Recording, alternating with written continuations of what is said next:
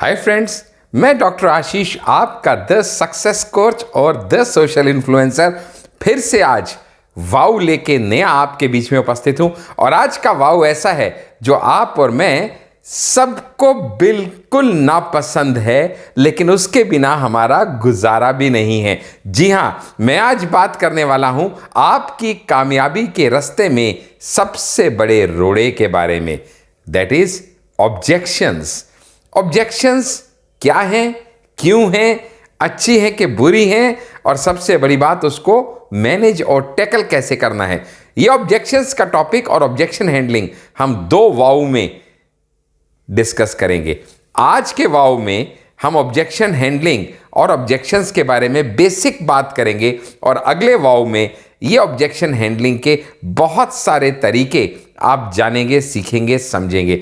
So friends, हम में से हर कोई कामयाब होना चाहता है। बीइंग द सक्सेस कोच, मैं आपको यह गारंटी दे सकता हूं कि कामयाबी ऐसा मीठा है जो हर कोई चखना चाहता है। क्यों? क्योंकि धरती पे लिया अवतार तो कुछ कारण तो होगा। मुझे कामयाब होना अगर नहीं होता तो फिर तो कीड़े मकोड़ों की तरह ही जिंदगी जी लेता। फर्क क्या पड़ता है किसी को, मैं एग्जिस्ट भी करता हूं या नहीं। लेकिन कामयाब हूं तो ही बाकियों से हटके हूं, तो ही मेरी जिंदगी में कुछ विनिंग एटीट्यूड अगर होगा तो ही मैं बाकियों से अलग। Because Darwin's theory, the survival of the best better than the rest, हमेशा होल्ड ट्रू करती है। तो अगर मुझे कामयाब होना है तो उसके लिए बड़ा जरूरी है कि मैं रास्ते के उतार चढ़ाव, रास्ते के स्पीड ब्रेकर, रास्ते के गड्ढे, रास्ते में आने वाले रोड़े पत्थर, उन सब को पार होकर निकल जाऊं। क्योंकि कामयाब व्यक्ति वो नहीं जिसकी जिंदगी में कभी परेशानियां आती नहीं। कामयाब व्यक्ति तो वो है जो परेशानियां आने के बाद भी परेशान होता नहीं। तो वही गुर सीखने के लिए आज के वाव में आप और मैं एक साथ इकट्ठे हुए हैं। है क्या success? Success is all about getting yes to your proposal. फिर आपका प्रपोजल कुछ भी हो, चाहे वो प्यार का प्रपोजल हो, चाहे बिजनेस का प्रपोजल हो, कोई फर्क नहीं पड़ता। अगर आप यस लेने में कामयाब हो जाते हैं तो आप कामयाब हो जाते हैं। It is nothing but a game of tuning, fine tuning from no to yes, from tomorrow to today, from maybe to surely, from I may not be interested to I am interested। और यही गुर अगर आपको आ गया कि किस तरीके से फाइन ट्यूनिंग करनी है, तो आप ऑब्जेक्शंस को आने से भी रोक पाएंगे और आती हुई ऑब्जेक्शंस को हैंडल करने में भी कामयाब हो पाएंगे। इसके संदर्भ में मिले जुले कई सारे टॉपिक्स आपको हमारे YouTube channel the Success Coach doctor Ashish Handa पे मिल जाएंगे। क्योंकि हमने अक्सर कहा है कि अगर आपको लगता है सेलिंग सिर्फ सेल्समैन का जॉब है, तो नहीं। हम में से हर कोई हर मिनट या तो कुछ सेल कर रहा है या फिर सेल हो रहा है। हमारा वो वीडियो जरूर देखिएगा, आइदर यू सेल और यू आर सोल्ड। तो और ज्यादा इसके बारे में बारीकी से आप समझ पाएंगे, सीख पाएंगे, जान पाएंगे। लेकिन एक छोटी सी स्टोरी से आपको बात अपनी रखूंगा। एक बार एक कंपनी में नए RM साहब आए। कंपनी किसकी थी? Medical representatives. मेडिकल रिप्रेजेंटेटिव कौन होते हैं? जो बड़ी बड़ी फार्मास्यूटिकल कंपनीज के सेल्समैन होते हैं। डॉक्टर्स के पास जाते हैं, अलग अलग केमिस्ट के पास जाते हैं, सैंपल्स देते हैं और ऑर्डर प्रोक्योर करते हैं। इनको बोलते हैं मेडिकल रिप्रेजेंटेटिव या मेडरेप। तो इन लोगों की मीटिंग बुलाई गई। तो जो नए RM साहब थे, उन्होंने सब लोगों को ऑर्डर दिया कि कल सुबह 10 बजे आप हॉल में उपस्थित होंगे और अपना बैग जरूर साथ लेके आइएगा, जो किट लेके आप डॉक्टर्स या केमिस्ट के पास जाते हैं। तय समय पे सब लोग उपस्थित थे। सब लोगों को कहा गया अपना अपना बैग अपने सामने टेबल पे रखिए। सब लोगों को अचंभा हुआ, ऐसा क्यों कहा जा रहा है, लेकिन आदेश था तो मानना पड़ा। सबने अपना अपना बैग उठाया और अपनी अपनी टेबल पे सामने रख दिया। RM साहब पूरे हॉल का 2 चक्कर लगाए, और 2 चक्कर लगाने के बाद एक व्यक्ति के पास आके रुके और उसको बोले, प्लीज गेट अप जेंटलमैन। वो आदमी खड़ा हुआ, उससे पूछा, व्हाट्स योर नेम जेंटलमैन? उसने बताया, sir my name is Kishore. RM साहब बोले, thank you so much Kishore, you are fired. Everybody was shocked. अरे ये क्या हुआ? ना कोई जवाब, ना कोई सवाल। नए आरएम साहब हैं, कोई पुरानी खुन्नस लगती है, क्यों निकाल दिया किशोर को नौकरी से? सब उनकी तरफ हैरानी से देखने लगे। तो आरएम साहब बोले, मुझे मालूम है आप सब लोग इस समय सोच रहे हैं कि मैंने बिना कुछ पूछे जाने समझे किशोर को नौकरी से क्यों निकाल दिया।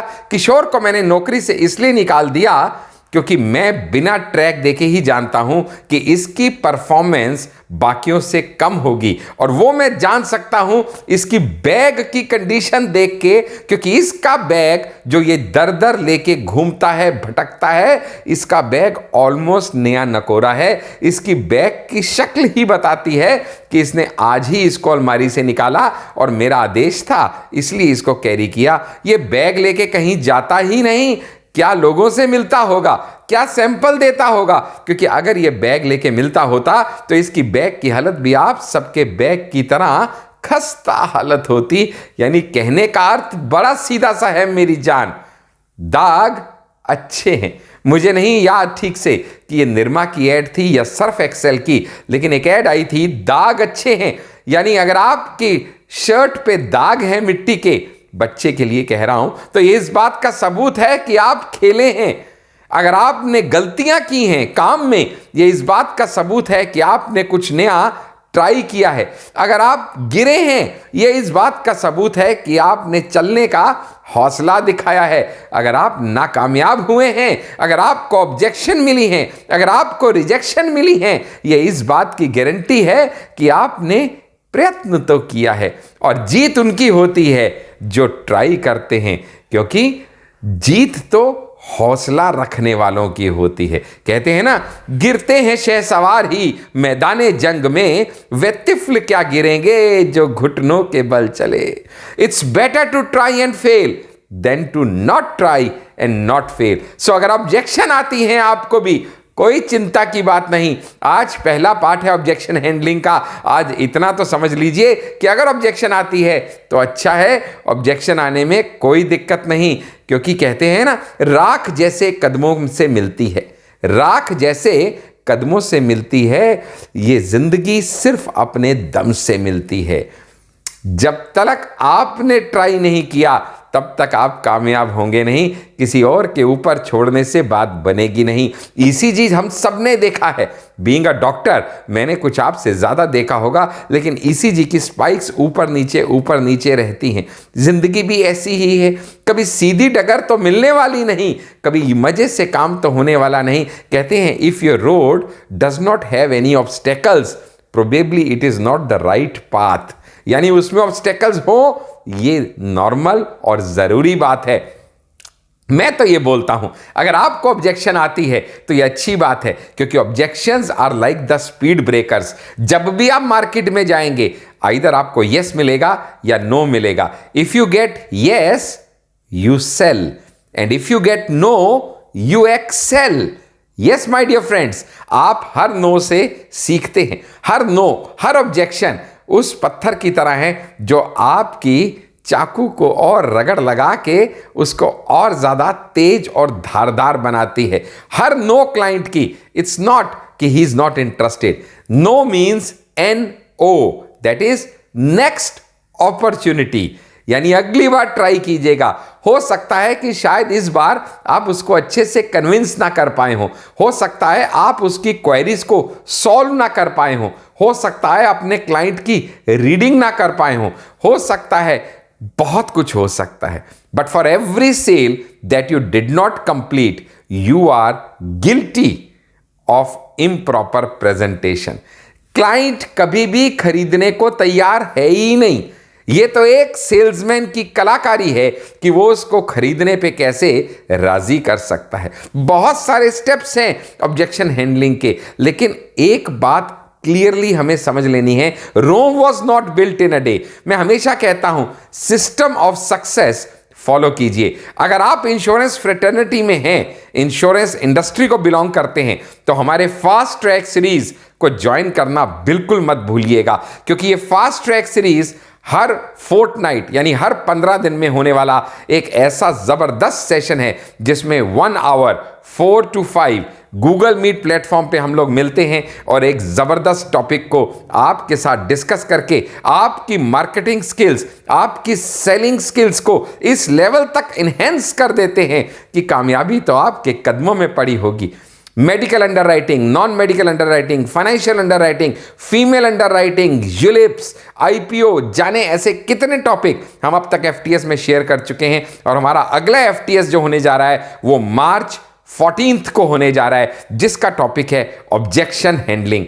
इसी तरह से ऑब्जेक्शन हैंडलिंग के ऊपर बहुत सारे टॉपिक्स आप हमारे साथ रह के सीखेंगे, क्योंकि जब एक पहाड़ सा आपको दिखता हो ना उम्मीदगी का, जब एक पहाड़ सा दिखता हो ना कामयाबी का, और जब हौसले पस्त हो, तो ऐसे में याद रखना जरूरी है कि इस नाउमीदगी की पहाड़ के पीछे एक बहुत सुंदर झरना बहता है, जो कि उम्मीद का झरना है, जहां पे पॉसिबिलिटीज हैं। तो ये प्रॉब्लम्स को क्रॉस करके पॉसिबिलिटीज तक कैसे पहुंचना है, इसका भी वीडियो हमारे YouTube channel the Success Coach doctor Ashish Handa पे ऑलरेडी अपलोडेड है। अगर आपने अब तक वो नहीं देखा या ये चैनल सब्सक्राइब नहीं किया तो आज ही कीजिए और इसके बहुत सारे वीडियोस देखिए। चलते चलते आपको ये जरूर बताऊंगा कि किस तरह से ऑब्जेक्शंस को हैंडल करके आप अपनी कामयाबी की नई ऊंचाइयों पे चढ़ सकते हैं, और सीखने का मौका तो जहां से मिले सीख लेना चाहिए। चलते चलते आपको स्टोरी सुनाऊंगा जहां पे आप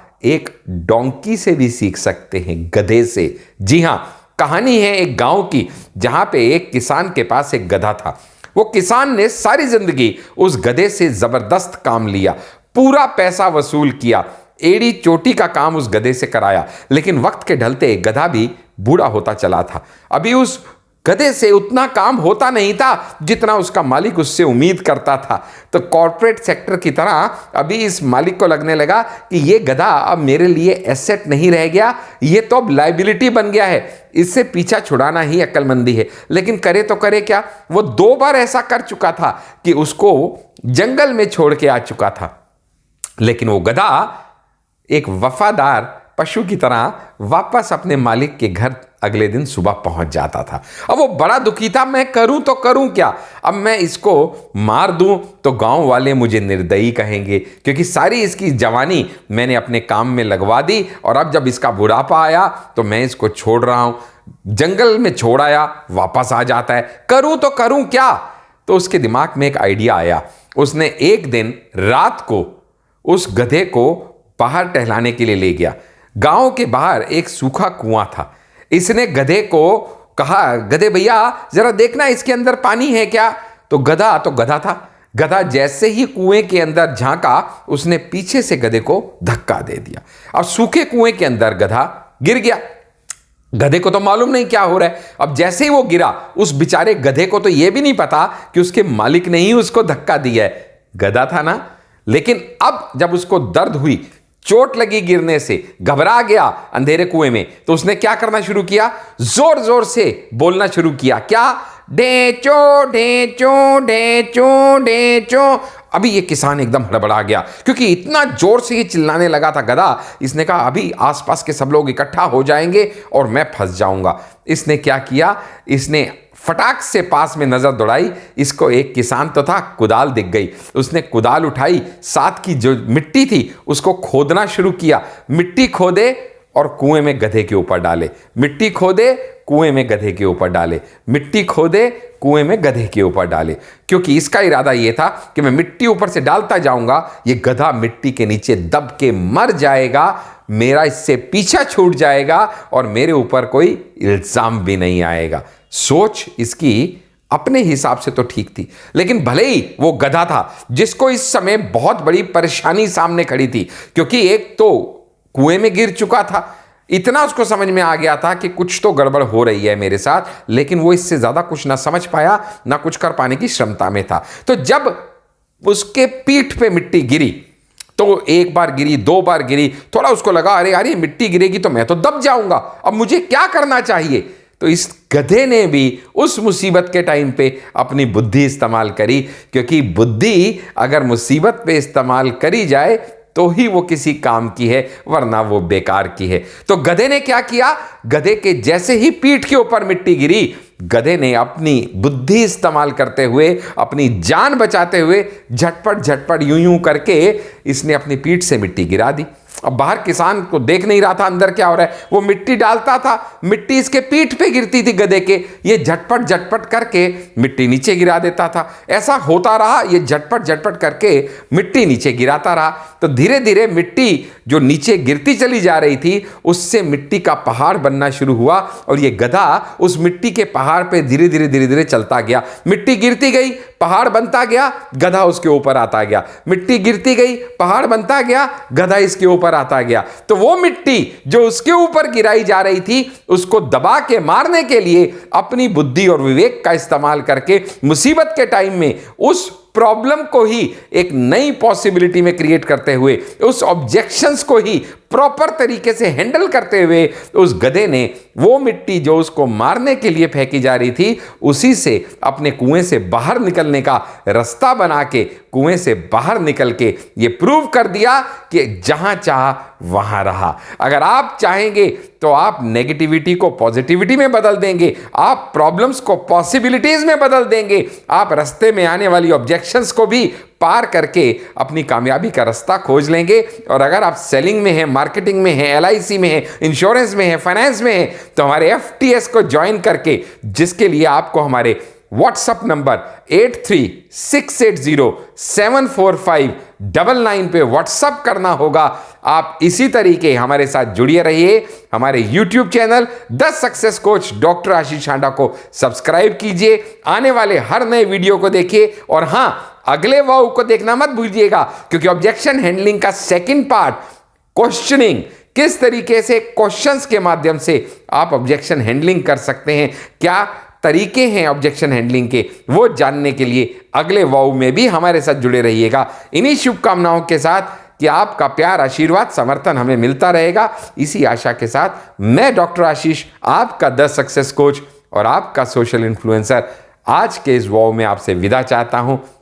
thank you so much friends, thanks for watching.